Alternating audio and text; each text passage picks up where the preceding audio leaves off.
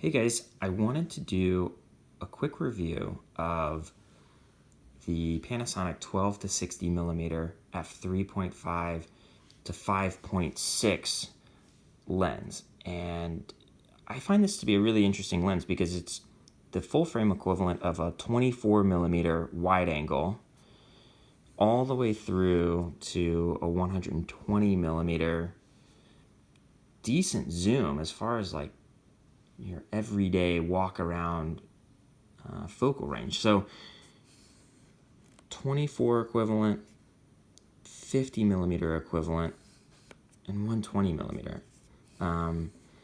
Interesting design about this is that between 12 and 25, so that's 24 to 50, the lens doesn't get any bigger. It's just moving backwards and then forward slightly.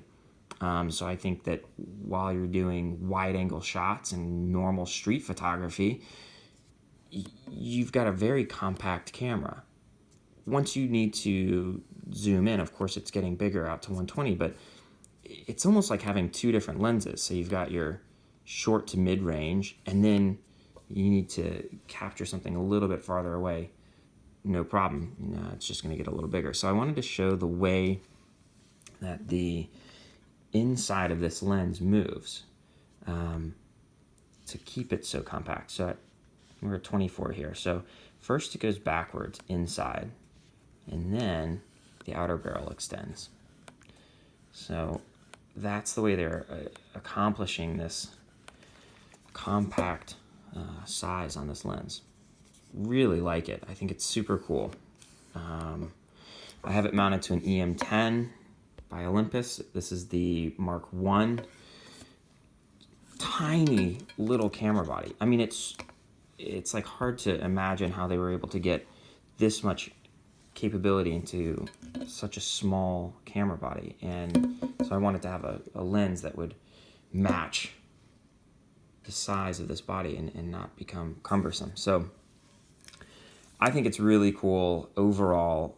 The E-M10, again, being a fantastic body, and you can find those used, I think, at $350 range with a lens.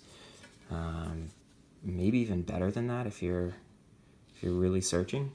And this 12 to 60, 3.5 to 5.6 used, you can get around $300.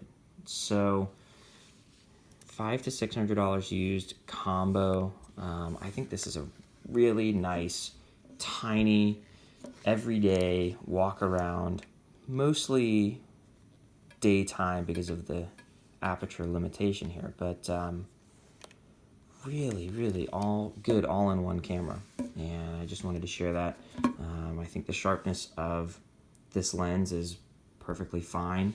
It's not a prime, but it's very sharp, and even if you can boost the ISO to 3200, I would say on this camera, you can get decent shutter speeds as the light goes down at 3.5. So not bad. Really have been impressed with this over the past couple of days, and just wanted to share some thoughts on this little combo.